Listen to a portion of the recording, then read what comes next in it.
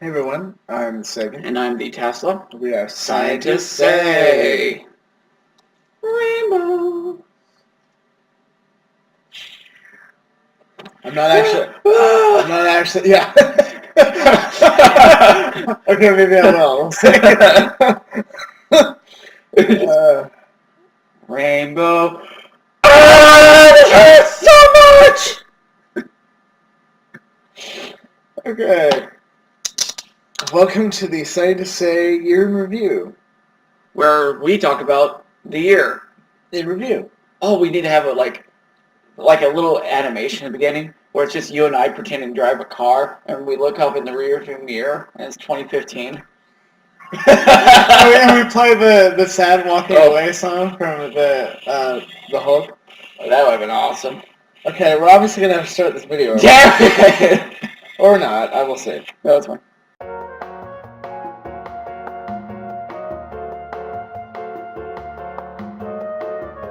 Alright, so apologies for that. Getting back to, as you said, our year in review.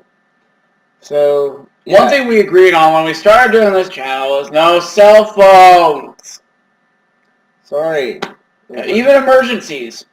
Oh, hi. So, okay, my house is on fire? Okay, sorry. That my dad's house may have flooded because he's in Missouri.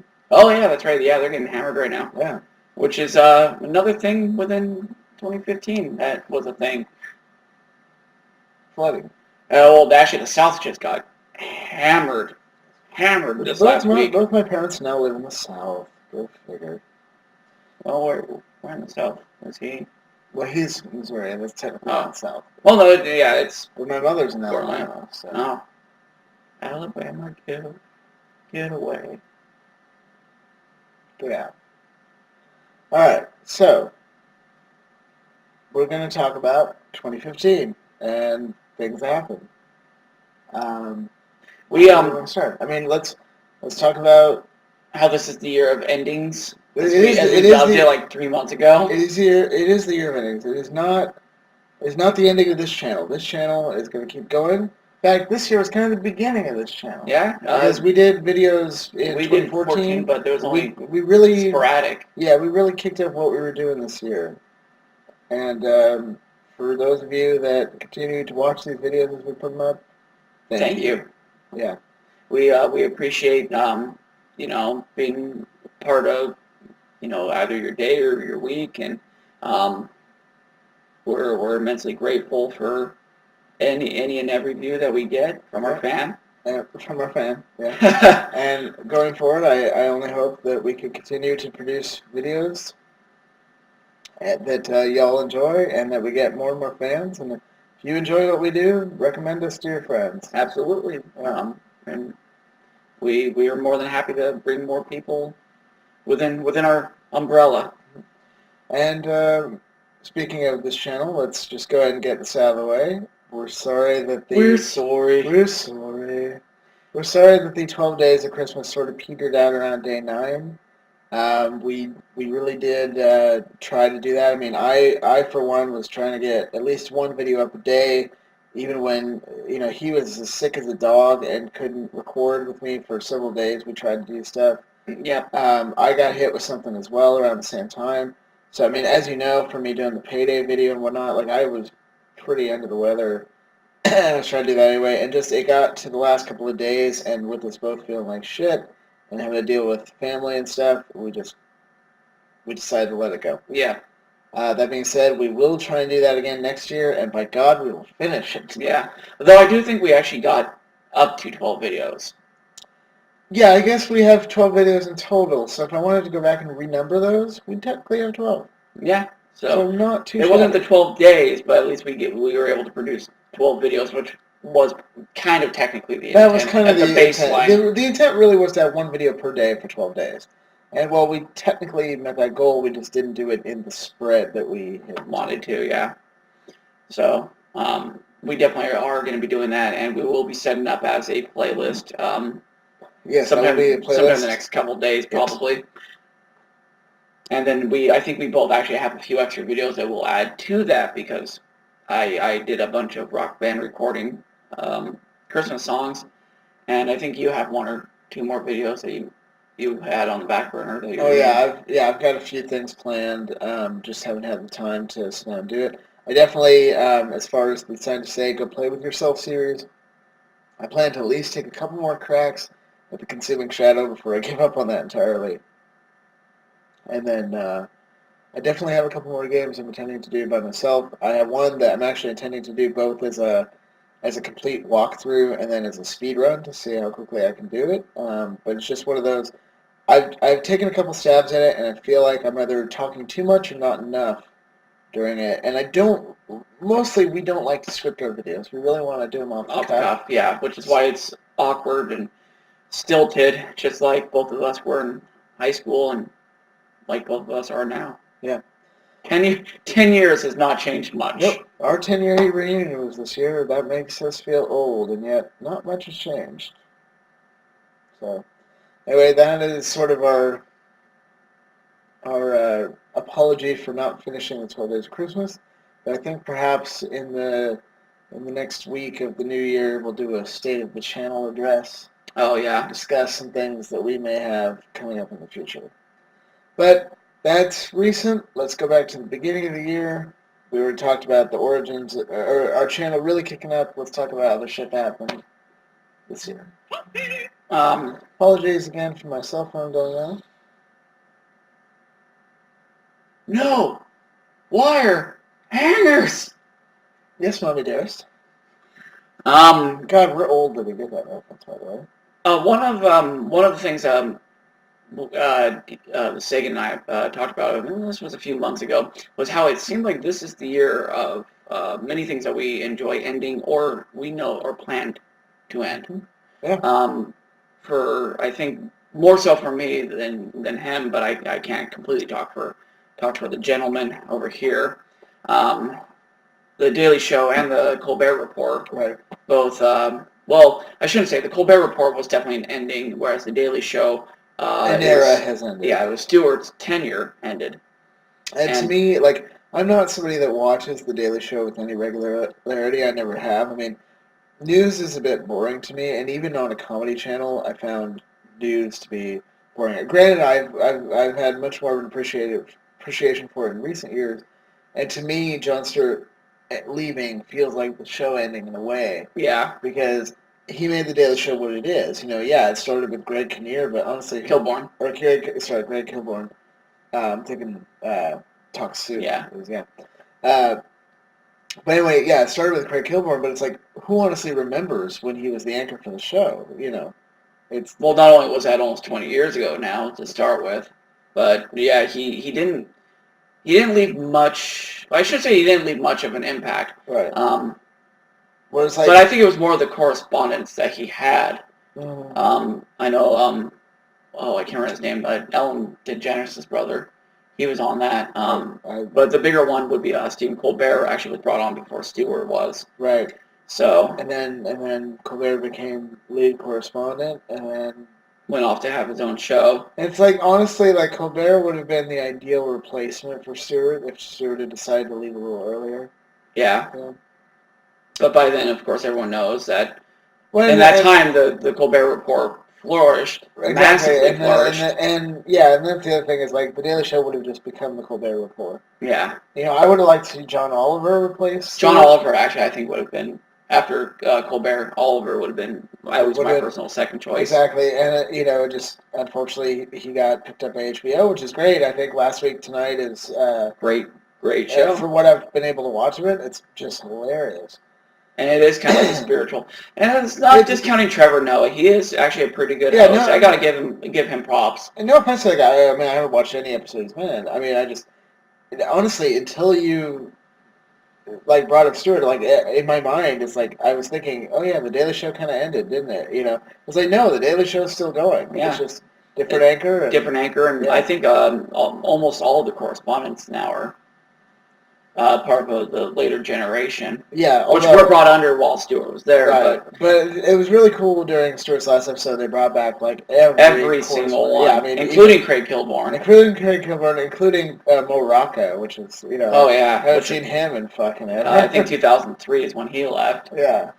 Carell was right around the same time too. They got Steve Carell. Right, like I'd forgotten Steve Carell was the Daily Show. Yeah, that's where he kind of got his start. Yeah, Was the Daily Show. Yeah, they brought back him. They brought back almost every single, if not every single, Wyatt Cenac. Right. Wyatt Which I thought he wasn't actually going to show up because, like, he and Stewart kind of had, some sort of falling out or something like that. Right. But it was a touching episode. I remember actually getting a little choked up watching it just because, it was definitely an end of an era. Definitely. And then talking about the Colbert Report, I still haven't seen the last episode of that, and I need to because I heard it was actually pretty good. Mm-hmm. But that was, having both of those boom in 1 year was pretty hard as a guy who watched both of those every single freaking day up until Stewart left. Yeah. Mm-hmm. Yeah. And then at that point, I went to local news because I think you took the day off for that, didn't you? Yeah, I requested the day off in advance, like I think a month in advance, to be able to watch that. Right. And then rewatch it again on ComedyCentral.com. And by the way, if you guys haven't seen that, ComedyCentral.com does actually have, I think, an archive of pretty much every single Stewart episode of Daily Show, and I think every Colbert Report. And I would recommend that if you haven't seen it, go ahead and give it a watch because it's them being able to kind of express their heart and not so much just their mind.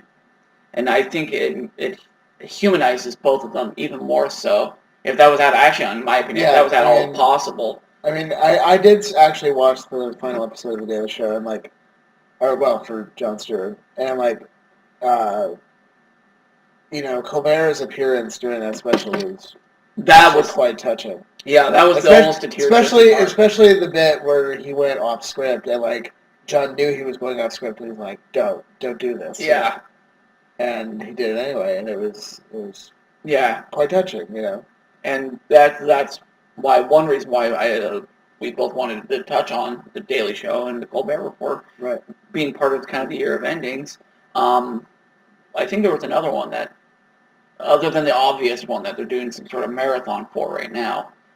Yeah, that counts as well. But I think there was another. That's technically going to end this next year, but Mythbusters. It's the beginning of the end. Yeah, Mythbusters. They're doing the mega marathon right now. They have one more season. I'm so upset that it's ending. Yeah, I think a lot of people are. Mythbusters. I was upset when they kind of dumped the build team, but I got why they were doing it, and I hope that would just sort of be a refreshment for the show, and it would continue going for another 5. Probably, yeah. I could see it. I could have seen another maybe 5 years. Yeah, and I'm very sad that's ending because I love Mythbusters. It's so entertaining. Yes, it's not as heavy into the science as it used to be, but let's be honest, that's not why we're watching it. We're watching them to build cool stuff and blow shit up. Yeah, and the personalities are just and perfect. answering the important questions. Oh, I love watching, Jamie dealing with Adam's rambunctiousness on a constant basis. It didn't wholly surprise me, albeit slightly disappointed me when I found out that basically those two aren't really friends. Much like Penn and Teller, they would now probably say they are friends a bit, but definitely when it started out, they were very much colleagues that had a healthy respect for one another, but they spend no time together off camera. In fact, a lot of times they get pissed off at each other because the personalities are so different. Yeah. They clash. I could see for somebody that can't handle Adam's constantly on personality like that could definitely rub you the wrong way after a while. But then again, like you said, it brings in that mutual respect that they felt for each other. Absolutely. And I would say they probably get along fairly well. The show would not have lasted 14 years. No TV show. It's really rare for a TV show to last more than 4 seasons, 5 seasons, if the cast does not like each other. Right. It's that simple. And then they start trying to replace the cast members, and the chemistry is broken. Right. Yeah, that's one of the reasons I'm glad, when they decided, they wanted to get the show back to its roots, I was disappointed they dumped the build team, but it's at least they didn't try and, they didn't, get rid of everybody and bring in a new build team or something like that. Because I mean, even the one season where like Harry was out of maternity leave and they brought in that other chick, like it didn't have the same feel to it. Yeah. Well, remember Scotty? Well, no, Scotty was different though, because Scotty was there at the beginning, Very beginning, and she, as was Carrie, although she was much more behind the scenes at the time, because she was just an artist that lived next door to Jamie's workshop and begged him for a job. So he's like, "Let us digitally scan your ass, and we'll give you a job," you know. that must have been that would have been awesome. That was the exact wording that he used because that's Would really not creepy. be surprised, but I'm sure It's massively creepy.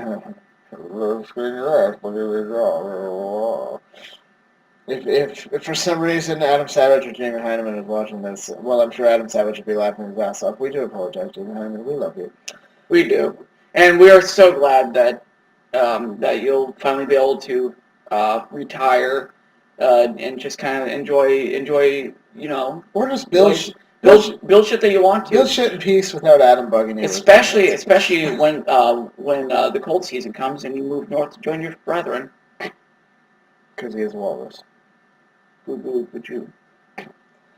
Oh, I would kill to hear Jamie Heineman quote that. I am the walrus. Cuckoo. I like the little tendrils, like he's Cthulhu or something. That's the way Adam. Well, Yeah, Adam that's like I think everyone does it that way. Actually, apparently Grant's the one that invented that. No. Yeah. Although it reminds me that Billy West basically does the same thing when he records as Zoidberg. Oh yeah. Futurama. He does "When I'm Zoidberg." That's not surprising at all. He's a consummate professional. Yeah. So I think there was another show or something like that that was. Oh, well, Weird Al might be done with full albums. Like yeah, that's true. That Mandatory Fun, which came out earlier this year, is his last album under his current recording contract. And he's not sure. He's basically now looking to the internet to release content, and he may just do a stream of singles from here on out. Yeah. He said he's by no means done recording. It's just that if he has to wait to put together an album, by the time he's done that, the internet's already beat him to the punchline because people are just making parody videos and putting them up on YouTube. Yeah. And 95% of the time they're utter garbage. Yeah. No, Weird Al, it just beats the pants off them all. Yeah, and it's great that he's finally getting the respect that the music industry has always respected him, but the public has always had a weird it has always bothered me, anybody that says Weird Al is making fun of somebody. It's like, you don't understand what parody is. Yeah. You know, parody is imitation is the most sincere form of flattery. Thank you. And the musicians, first off, he pretty much always ask for permission. Yeah. And two things. Weird Al always asks for permission. If he doesn't get it, he won't do it, except maybe live, because he can basically do whatever he wants to. But he'll almost never record something if the artist doesn't want him to do it. And he pays them royalties. And keep in mind, he does not have to do that. By law, he does not have to do that. By law, he doesn't have to do that. Either of those. Under the First Amendment, he is totally allowed to do whatever parody he wants, release it, and make money off of it. But he doesn't. He credits them two reasons. One, he's a nice guy, and he doesn't want to burn bridges and nice guy. And he wants to make sure that they get the royalties for him using their music. Second reason is he also wants a songwriter credit, which he can't have if he doesn't actually, credit the original author. But it's great that this is the year that I think he did something that hasn't been done since '64. Alan Sherman, comedy album reaching #1. Yeah. For the last time that happened was, I think, 1964. Alan Sherman, Hello Mother, Hello Father. Yeah. It's been 51 freaking years, and it's great. I remember watching the teens react video to Weird Al, and they instantly knew who he was. Yes, but that makes me have some hope for the future generations. Yeah, they genuinely across the board seem to like him, and that's wonderful. It's weird that because I've been listening to Weird Al since Bad Hair Day came out. I mean, I knew who he was before that, and I'd heard some of the stuff, but I never had an album of his until Bad Hair Day, and it's weird to me that there, knowing he's parodying popular music at the time, and it's all stuff like I'd heard of. It's weird to me some of the newer albums coming out, and he's parodying current music, and it's like I've never heard of half this shit. Yeah, I've been the first album that I had, well, technically it was not mine, but was Alapalooza. So I've been listening to Weird Al since '93, so for about 22, 23 years now. Yeah. I have Eat It on vinyl. Oh, nice! You got me beat. Yeah, I had the Food album I have the Food on album cassette. Yeah, I have the Food album on CD. So, The Rye or the Kaiser. And then I think I had his greatest hits. Two versions of it. One on cassette again. Cassettes were these things that had tape on the inside. For you millennials out there. Well, young millennials, because unfortunately we're millennials too. Shut up! Well, mister, you're a millennial too. Shut your whore mouth. Actually, but mister, you're a millennial too. Tunk, tunk. Tunk, tunk. But for those of you that barely even know what a CD is, cassette was the format that came before that, which was about yay big.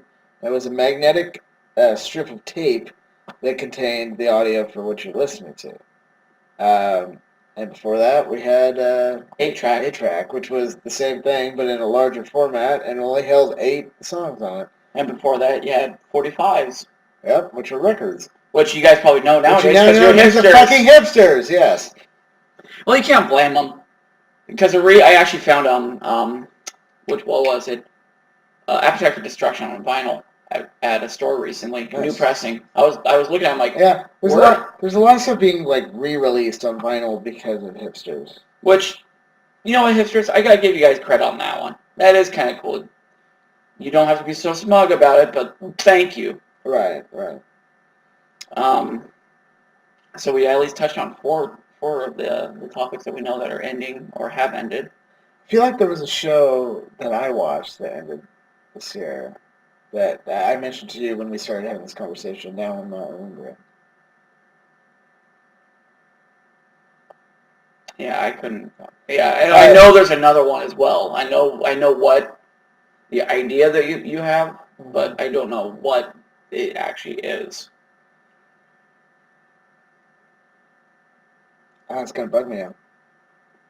I don't know. We'll touch on it later. As a segue, the other thing that we wanted to touch on was some of the people that passed away this year. Absolutely. This last month we just got blitzed by that, but I kind of want to go back a little bit earlier in the year and mention a few people like Taylor Negron. He was like a bit actor who was in like every movie. He was in I forgot what movie it was. It had Bruce Willis as a star, and he was actually the villain in that movie. But one of the roles I recognized him from was Fast Times at Ridgemont High, where he was the pizza delivery guy who delivered the pizza to Jess McCauley in the middle of the restaurant. Shit, yeah. But that guy was in every frickin' movie from the 80s on, and he passed away. He was pretty talented. Apparently another guy that was kind of like that for Star Wars, he played Nien Nunb, like the co-pilot. Oh, yeah. But he was like 5 or 6 other characters as well. Yeah. He kept getting pulled, and he passed away this year. For more me than anyone else, we lost 2 of the I think the last 4 people born in the 1800s confirmed. Both of them are 116 years old, born in 1898. That's just mind-boggling that there are people that have not only seen 2 millenniums but 3 centuries. Yeah. They remember. They were born before. No, they were born the same year that Britain acquired Hong Kong from China.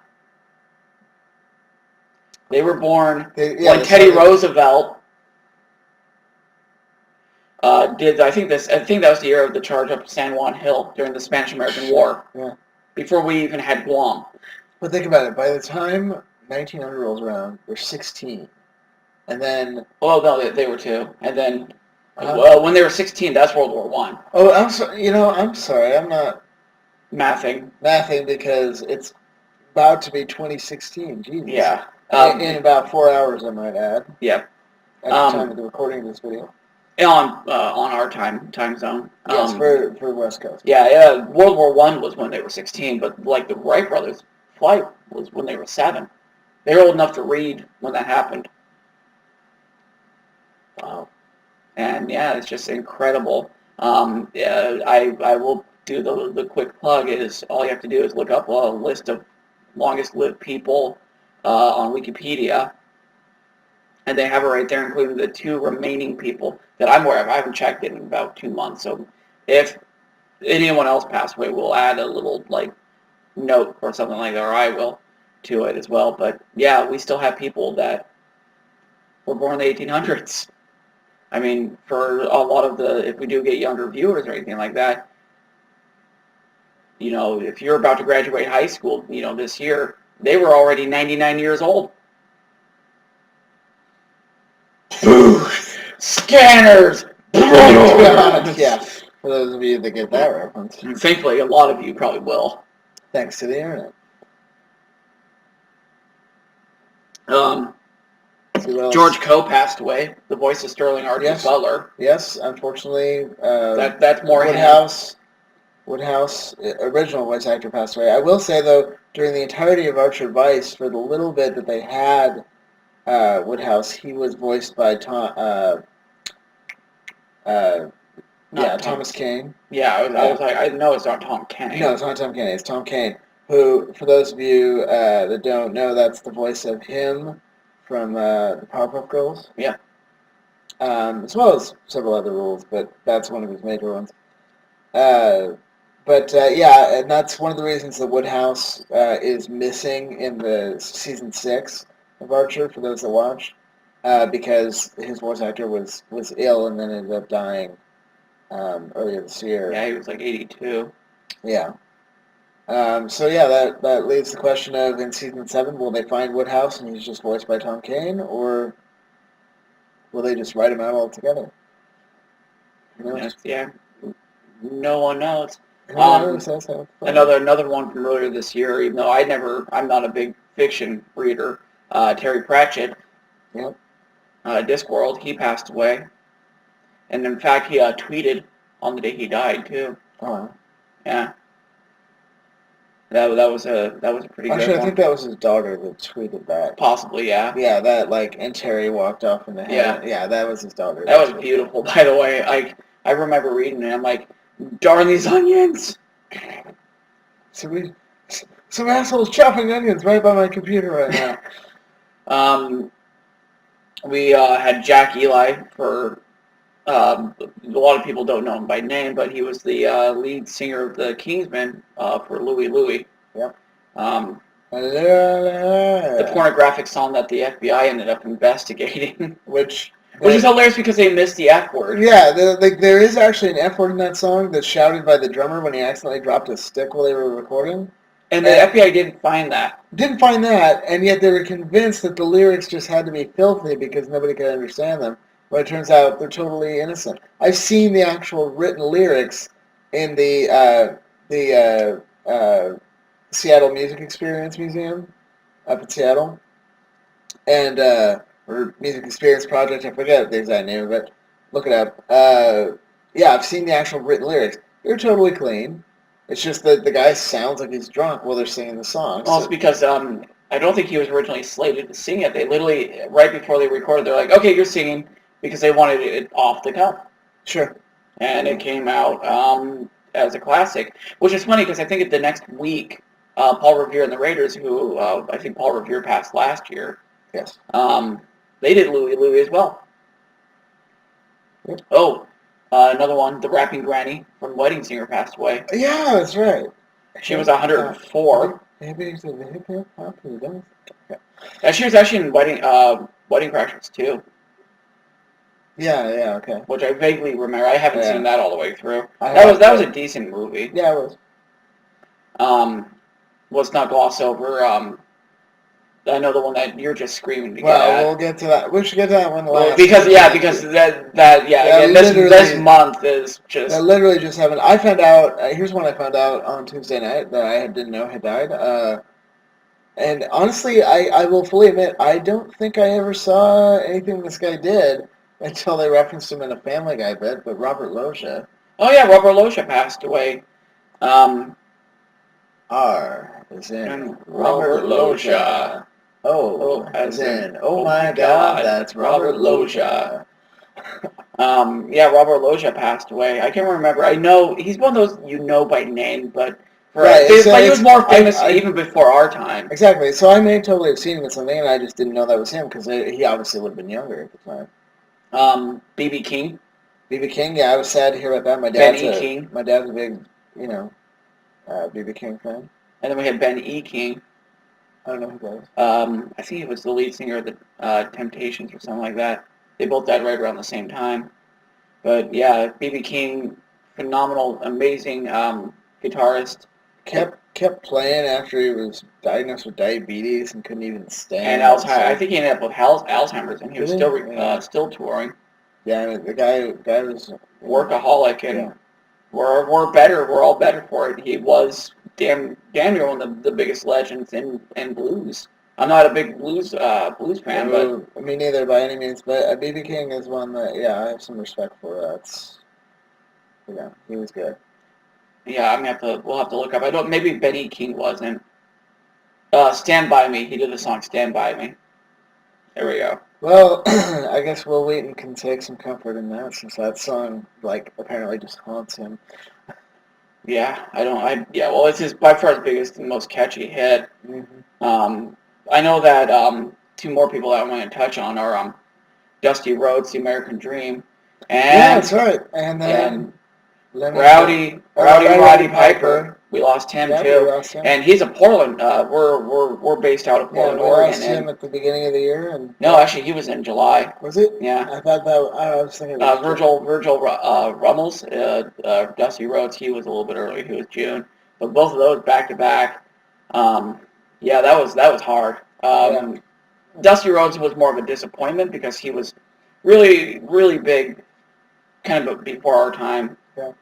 But Roddy Piper, he was like one of the big guys behind Portland Wrestling after they got revived after all these years, because he got his start out in this way. And before Stone Cold Steve Austin in the Attitude Era, he was Attitude. I mean, he was my favorite wrestler. Same. He was a villain. I never liked villains, but I never got to see a whole lot of his wrestling. But man, in the video games in that era, from the NES to the SNES, if he was a playable character, I was playing as well. Yeah, I think he had a pretty brute style of wrestling and whatnot. Mm-hmm. Plus, he just wore a kilt. That was just awesome. That was kind of his thing. Yeah. It was that's one reason why even like today's wrestlers, they're great. I don't watch a lot of wrestling anymore. If I pass by and I see it, sometimes I'll catch myself because some of my favorite wrestlers are still out there. But back in the 80s, one reason why it blew up as big as it did, in my opinion, was the personalities were so good with the microphone. Mm-hmm. They didn't need the amazing. The stories were crap for the most part. The wrestling, very good, but it was their mic skills that just really set those 80s guys off. That's why Hulk Hogan is as big as he is. Exactly, and Macho Man Randy Savage, who we sadly lost last year. Last year as well. Yeah, Roddy Piper. The American Dream, actually, I would say he was probably damn near the best out of all of them on the mic. He was really good. Everything I've seen from him. Go watch some old videos of Randy Savage. I mean, he could just... hell, somebody once gave him a challenge of, take these creamers off the craft table and craft a speech around it. And, he literally just ad-libbed this whole speech where he kept pulling these creamer packets out of fucking nowhere, talking about how he was the cream of the crop. And it's just this hilarious, incredible speech that he's obviously just pulling off the top of his head. Yep. I know the two big ones at the end of the year, and there's a bunch of others. Trust me. I mean, another list that you can look up. If we're forgetting somebody, there's a whole list everywhere. Yeah, I would. Again, Wikipedia list of people who died in 2015. It's probably about 1,000 articles long now. But the two for this month that were just boom boom, Scott Weiland and Lemmy Kilmister. And you're talking two distinct voices for their genres. And I think one of the drummers for Motorhead passed away this year too. Yeah, I think so. I think pretty much Motorhead is done. I mean, Lemmy being gone, I think, Lemmy kills it being gone off. kills Motorhead, no question. There's no way Motorhead continues without Lemmy. But losing 2 members, and I think a third one had died last year, so they just 1, 2, 3. Scott Weiland, of course, being Scott Weiland. You know, I hate to say it, but that was the first celebrity death that I read that, and I felt no surprise whatsoever. Oh yeah. It was more one of those, you just knew it was coming at some point, and you know, I don't know if they've still yet released an official cause of death, but I won't be surprised if it was drug related. As you said, drugs are bad. Okay. And Lemmy, that was just Lemmy, on the other hand, unfortunate. that was a shock. Everyone expected him and Ozzy to kind of live to be like 90. Yeah. I mean, because of their lifestyles and how they're still actually alive. I mean, given that Lemmy made it to 70 on a daily diet of basically nothing but red meat and a bottle of Jack a day up until this year, when he was diagnosed with diabetes, and he switched to vodka because it had less sugar in it. That's goddamn impressive. Yeah, that he lived the metal rocker life. Yeah. And he was a gamer. Yeah, he's a huge fan of Tempest, our favorite bar that we frequent, Ground Control Classic Arcade. Here Actually had a Portland. Had a Tempest machine. It's been moved into storage for a while.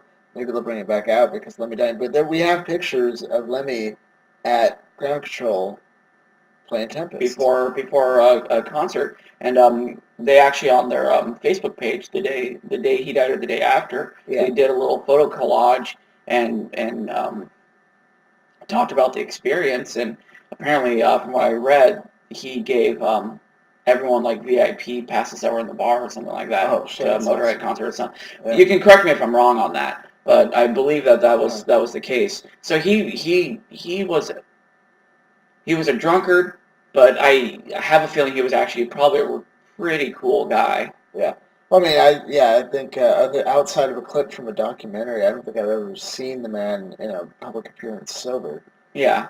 And that's why everyone expected him just to keep chugging along. Yeah. And then diagnosed with cancer 2 days later, he was gone. Yeah, and the thing that I thought was kind of interesting is in this news story I read anyway about his death is that like apparently like when he started to get ill this year because he really started having a lot of health problems compound, the bar down the street from his house that he frequented, that they had one of those bar top arcade machines that basically he was just a permanent fixture there. They basically let him take that home, and apparently he was basically playing that when he died. Just went out being a gamer. Yeah, the surprise, kind of a surprise one. Yeah. There. Seriously, I found it. Yeah, that happened. 27th, 28th, somewhere in there, and I woke up on the 28th, picked up my phone, went on Reddit just to help myself wake up, and that's the first thing I see, and I was like, oh, damn. Yeah, it's kind of funny because it shouldn't shock us considering, his lifestyle, but that's why we thought he was going to go. I mean, the reason why I brought up Ozzy is because Ozzy saying kind of not one-to-one exactly the same thing, but no, but these guys have put away. Scientists want to study Ozzy's DNA to find out why he's still alive. Yeah, and Lemmy, they were thinking the same thing. It's like by all accounts, you should be dead. You should have died right after Motorhead got going. Yeah, because he was in his 30s, I think, when Motorhead got going. He was 70. Well, yeah, he would have been. Yeah, he would have been in his 30s when Motorhead started. I just can't imagine drinking a fifth of hard alcohol a day. Every day. Yeah. Every day. Every day. I mean,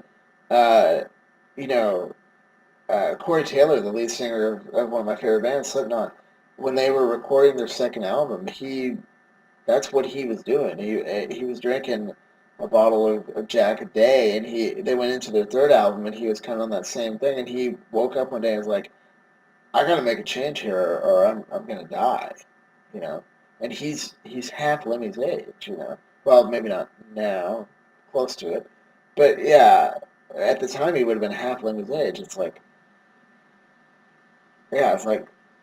somebody that young makes the decision, I got to quit doing this or I'm going to die, and yet Lemmy, who's in his 60s, yeah. But one thing that no one, well, I'm sure a lot of people have, but I haven't heard anyone make the reference to is, imagine how giddy, now that we know he was a gamer, imagine how giddy he was when one of Bowser's kids was named after him. Right? Lemmy Koopa. Yeah, Lemmy Koopa. Yeah, all of Bowser's kids were named after musicians in some way. Even one of the non-Koopa Kid bosses from Super Mario World was named after a musician. Yeah. Yeah. And Lemmy was one of them. Lemmy, Wendy O. Koopa. I can never remember who Morton's named after, but it's I think it's Morton Downey Jr. That's who he's named after. Who else? Ludwig von. Ludwig von Koopa is obviously Beethoven. Roy Koopa is Roy Orbison.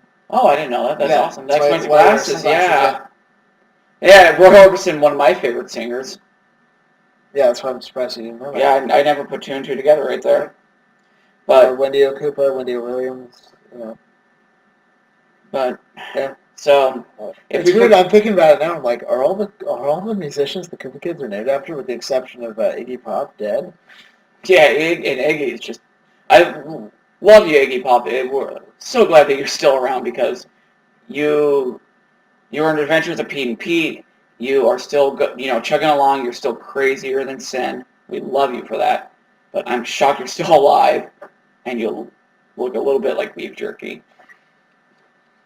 That's not a bad thing. I mean, he actually has some tone still. So does Keith Richards. Well, no, Keith Richards looks mummified. There's a huge difference there. You remember that scene in Futurama where Professor Farnsworth has like a mummified alien that he was going to eat because it's basically jerky? Yeah. That's pretty much Keith Richards in a nutshell. Love you, Keith. Teriyaki flavor. Oh, I wanted to eat that. But, so yeah, I think that's going to probably be it. We did ramble a bit, but we pretty much figured that we were going to. Well, we talked about a lot of sad stuff. Is there anything positive we can finish on? Well, we started with the positive. That's kind of the funny thing. True. Well, the positive about our channel. But. Well, for me, technically, my favorite anime series should have ended this year, and maybe it did. Evangelion, they've been doing a retool of it. And I thought that the last one was going to come out because 2015 was the year that the series originally took place. And maybe in Japan they haven't. I haven't been keeping up with it. I haven't looked in probably 6 months. If they have the fourth movie out, that's great. I don't think it's out in the U.S. yet, so that's a positive thing to look forward to for me. Bones, which is one of the few TV series I still watch regularly, is at least getting one more season, so I'm happy about that. Rick and Morty. I believe that I know that they're green-lit for another season. Yeah, there should be. I know that Venture Brothers, January, for the new season for them, is I think starts in January. X-Files. Oh yeah. So much wind. Yes, X-Files coming back for a 6-episode miniseries. Yeah, we got that to look forward to. So excited. I'm trying to think of others. For me, regular show just had a movie, and I think they're going to have yet another season or two in the pipeline. American Dad renewed for another season. I still watched them since they went to TBS. They're good. They're still just solid. I really need to find. I hope that it goes on. I know it won't be on Hulu because TBS isn't part of the conglomerate that makes up the channels that own Hulu, but. Hopefully it'll go on Netflix in the near future, and I can just binge watch it. I'm trying to think of there was another one, Amazing World Gumball. My situation. That's another one for me that I think that they're doing another season. A lot of kids TV shows seem to be crap to me these days, but that's. Most of them are, but I found the three that. I will say, like regular show. I do enjoy that when I watch it. Yeah, that one's definitely geared. But actually, I think they finally announced it was pretty much geared for adults. Yeah, Rick and Morty, while not exactly a kid's show, it's definitely a cartoon, and I enjoy what I've watched of that as well. That's a great series. I've watched every episode. Get in the goddamn ship, Sweeney! Everything's on the cob! We got strawberries on that cob! Are those mountains on a cob? Wait a minute. Wait a minute. Get us ship, sweetie. What? Get in the goddamn ship! Everything's on a cob! The whole planet's on a cob! And then they move to a different... Well, it's either this planet or the Screaming Sun planet, because the cob planet's off the table. Never explain why. It's just cob. Which, by the way, if you've not seen it, a Reddit user made a hilarious video where they took the Screaming Sun planet from Rick and Morty, and they photoshopped the Screaming Sun into the opening scene of The Lion King where the sun's rising up. Yep. And it's so good. Just look up Rick and Morty Screaming Sun. It should be the first result. And if not, just make sure to add Lion King onto it, because you'll find it for sure there. Oh, yeah. So, yeah, there's us ending on a more of a positive note. Yep. Oh, and another channel bit of information is that we just happened to procure a video game system that streams automatically. So look for more high-quality videos of Rock Band, perhaps. Rock Band 4 specifically. Yes, because we'll be acquiring that in the near future. And, yeah, we got a PS4 set up, and we're going to be making sure that we start streaming stuff through to our channel, and probably in the description we'll have the information so you guys can go ahead and watch it. Yeah. We should also have, at the very end of this, we should have an counter for me. Every single time I say just add one to it. Ding, ding. Pretty sure I'm at, like, 35, 40. It's all right. We're doing this off the cuffs, so, you know. We don't even have cuffs, guys. We're going crazy here. No cuffs. We're going loco. Going loco. You don't mess with us, yo. You're crazy with this, eh? Don't you know I'm loco?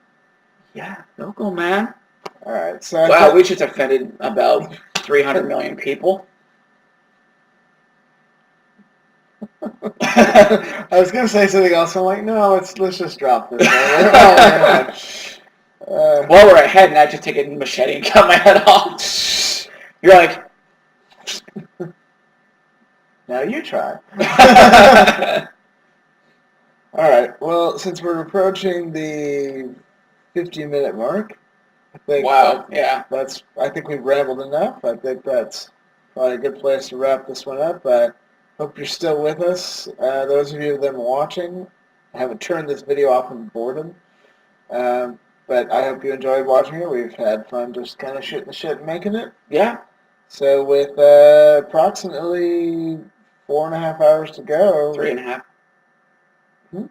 Yeah, sorry, I can't math again. Yeah, 3.5 hours to go. That is our last video for 2015. Yeah. So until next year. Yeah, we'll see. Until next year. You stay classy, Internet.